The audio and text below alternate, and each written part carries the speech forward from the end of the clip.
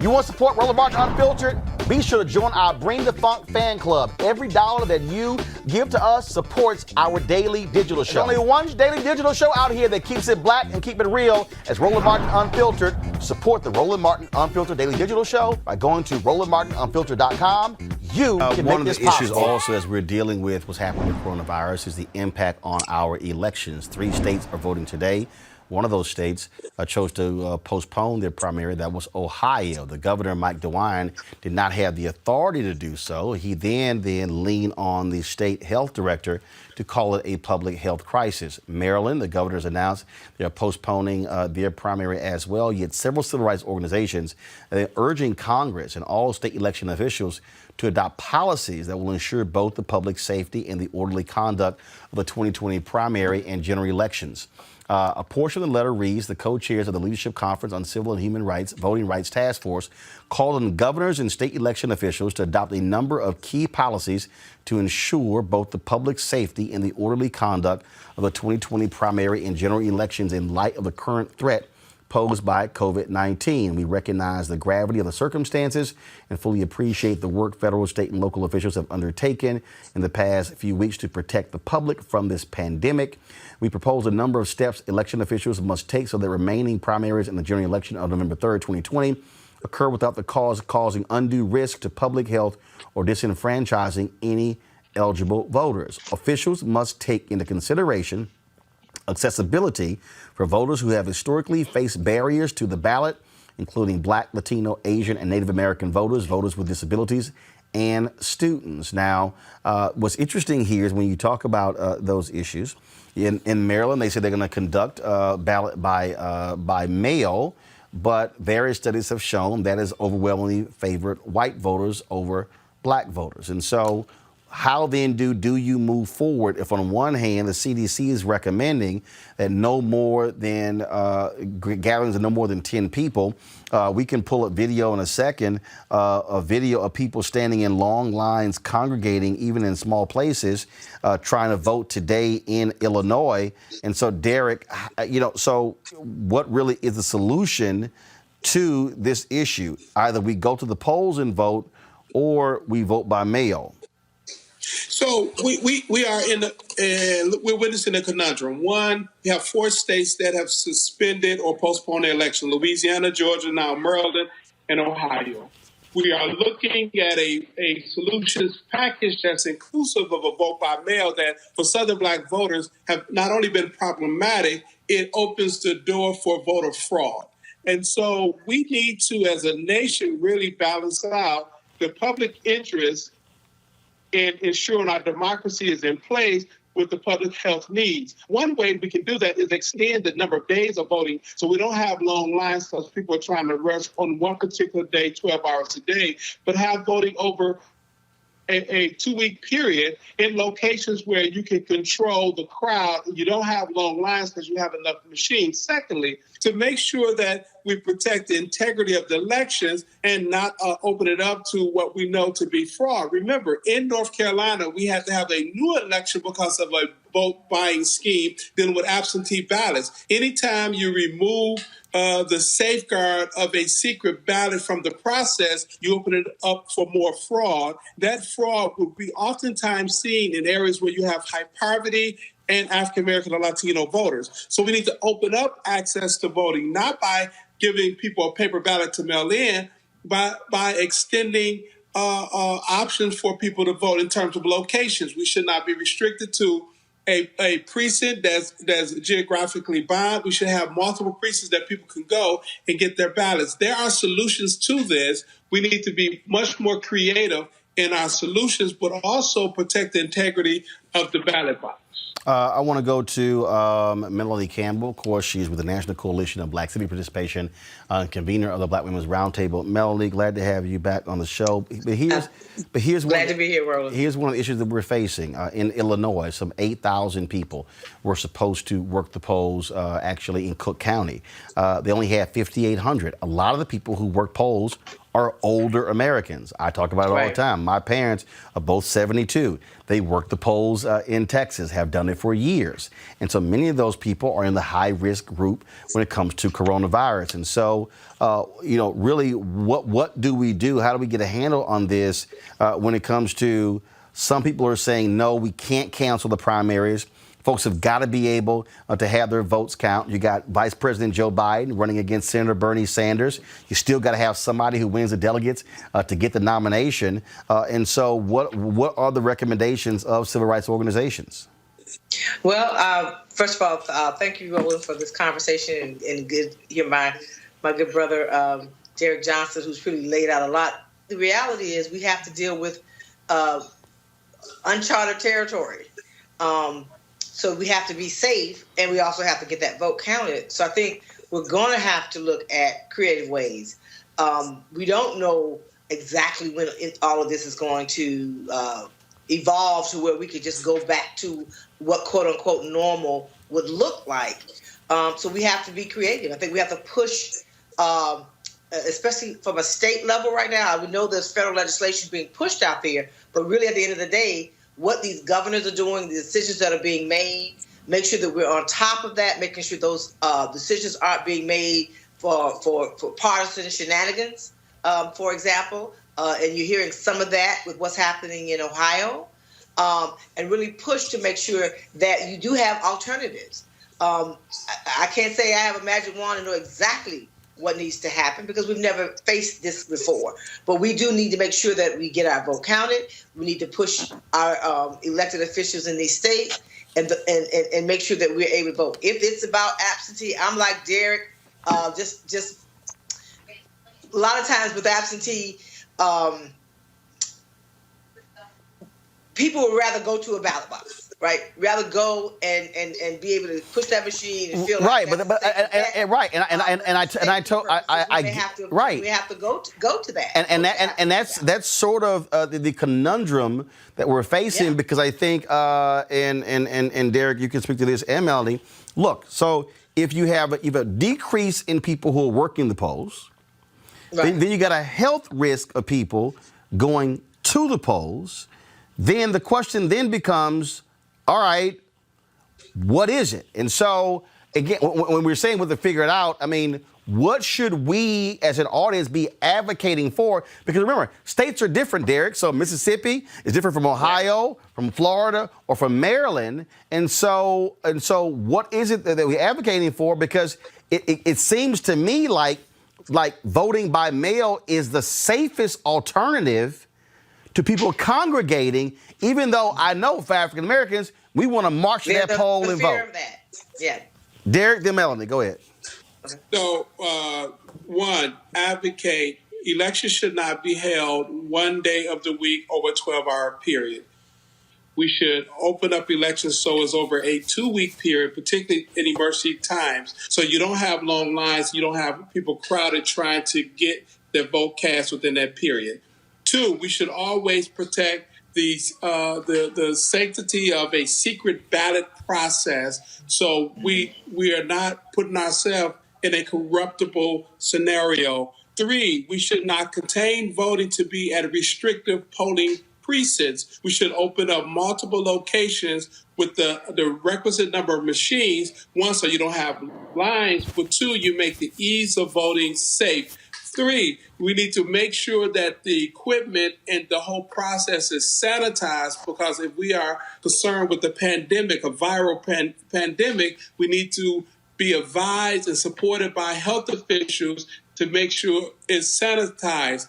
And 4thly, we need to properly educate people on how to navigate the voting process as well as how to navigate in this pandemic moment. We should not be forced into false choices that the only option we have is a mail-in process, which have been proven over time fraught with problems dealing with fraud. Again, we just came out of a special election in North Carolina because of a vote buying scheme. We should not open the door for more vote buying scheme. Straight out of law school, working in Mississippi, I have run into this process over and over. The number one issue with voter fraud outside of election officials trying to rig the election is dealing with absentee ballots because you don't have a secret way for people to cast their ballot. Therefore, you open yourself up to fraud. Melanie, go ahead. And I would ditto just about what all of Derek said.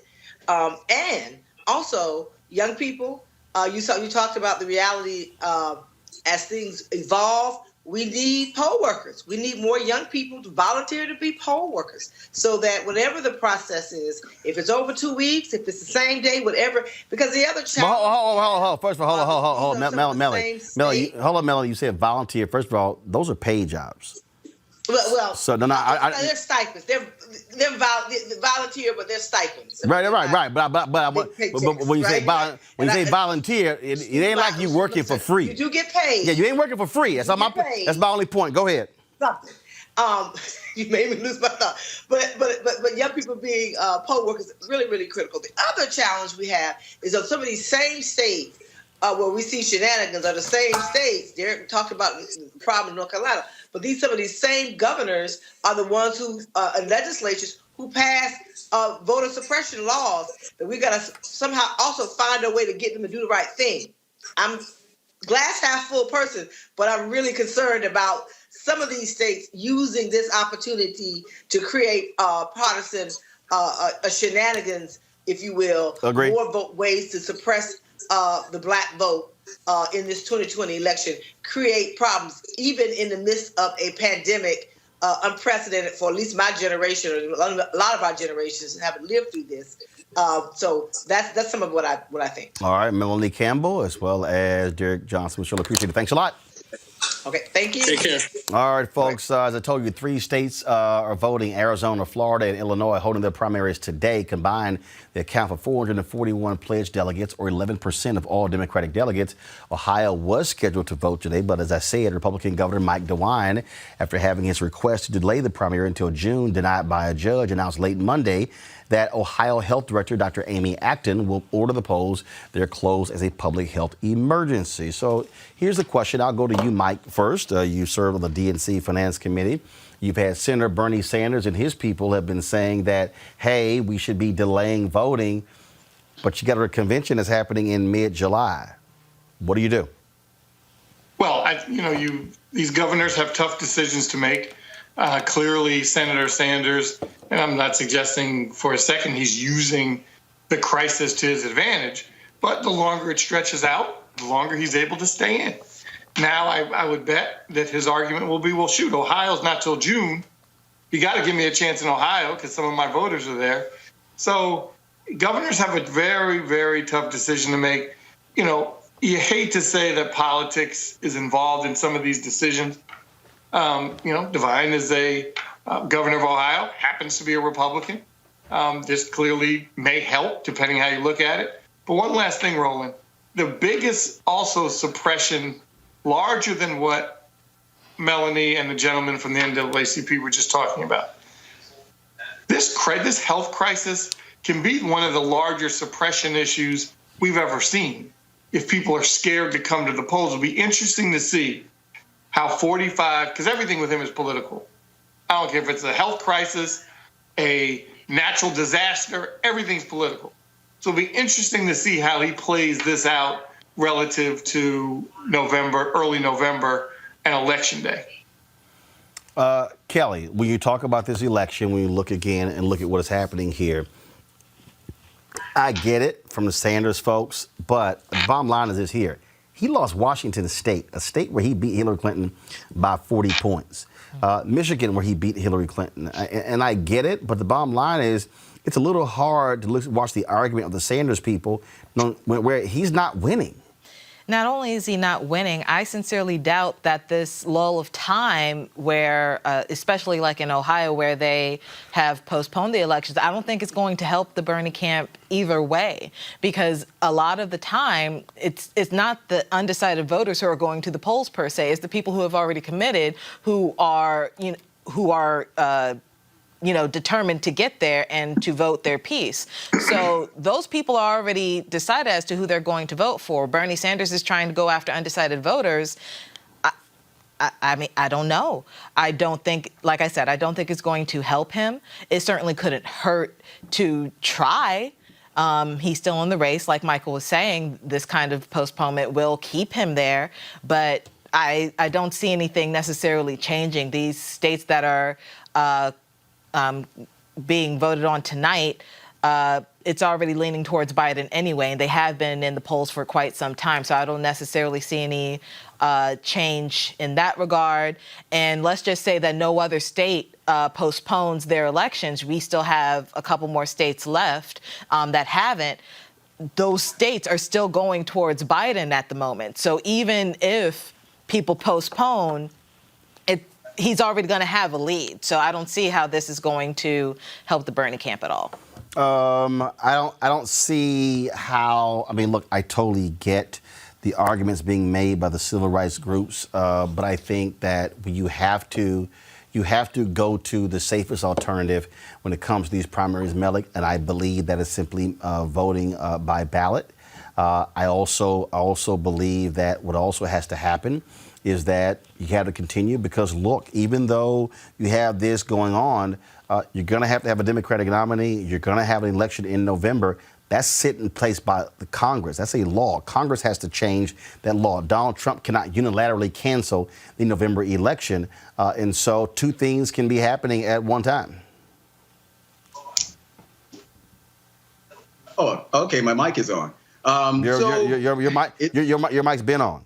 Yeah. I know. I just wanted to talk in silence. So you can talk in silence by yourself at home. Well, I know that. I could have just not answered the Skype. That's easy. Well, go ahead then. But again, don't be a smart ass. Go to answer the question. Well, smart ass is what you do, Roland. So I only follow your lead. Well, fine. Are you going to answer the question? Or you be a smart ass because I can have a two-way conversation with Michael and Kelly. Because as usual, you just interrupt me before I say anything. Well, stop being a smart ass and answer the question. I do it, Roland. I'm not your child, so I know how to respond. Well, answer the damn question. Well, I am. If you just will you stop whining and complaining and being a smart ass and answer the question? Anything. As soon as I say something, you interrupt me. All right, so I know I'm going to my next story. All right, folks, back to our Roland Martin Unfiltered video in just one moment. All right, so a lot of y'all are always asking me about some of the pocket squares that I wear. Now, Robert don't have one on. Now, I don't particularly like the white pocket squares. I don't like even the silk ones. And so I was reading GQ magazine a number of years ago, and I saw this guy who had this pocket square here, and it looks like a flower. This is called a shibori pocket square. This is how the Japanese manipulate the fabric to create this sort of flower effect. So I'm going to take it out and then place it in my hand so you see what it looks like. And I said, man, this is pretty cool. And so I tracked down, it took me a year to find a company that did it. And so they make these about 47 different colors. And so I love them because, again, as men, we don't have many accessories to wear. So we don't have many options. And so this is really a pretty cool pocket square. Now, what I love about this here is you saw when it's in the pocket, it gives you that flower effect like that. But if I wanted to also, because if I flip it and turn it over, it actually gives me a different type of texture. And so therefore it gives me a different look. So there you go. So if you actually want to get one of these shibori pocket squares, we have them in 47 different colors. All you got to do is go to RolandSMartin.com/pocket squares. All right, so first of all, that graphic is way too small. So tomorrow we're going to run it right down here all across the screen. So it's RolandSMartin.com/pocket squares. All you got to do is go to my website and you can actually get this. Now, for those of you who are members of our Bring the Funk fan club, there's a discount for you to get our pocket squares. That's why you also got to be a part of our Bring the Funk fan club. And so that's what we want you to do. And so it's pretty cool. So if you want to jazz your look up, you can do that. In addition, y'all see me with some of the feather pocket squares. My sister, who's a designer, she actually makes these. They're all custom made. So when you also go to the website, you can also order one of the customized feather pocket squares right there at RolandSMartin.com/pocket squares. So please do so. And of course, it goes to support the show. And again, if you're a Bring the Funk fan club member, you get a discount. This is why you should join the fan club. Now back to your Roland Martin Unfiltered video. You want to check out Roland Martin Unfiltered? YouTube.com/Roland S. Martin. And subscribe to our YouTube channel. There's only one daily digital show out here that keeps it black and keep it real. It's Roland Martin Unfiltered. See that name right there? Roland Martin Unfiltered. Like, share, and subscribe to our YouTube channel. That's youtube.com/Roland S. Martin. And don't forget to turn on your notifications so when we go live, you'll know it.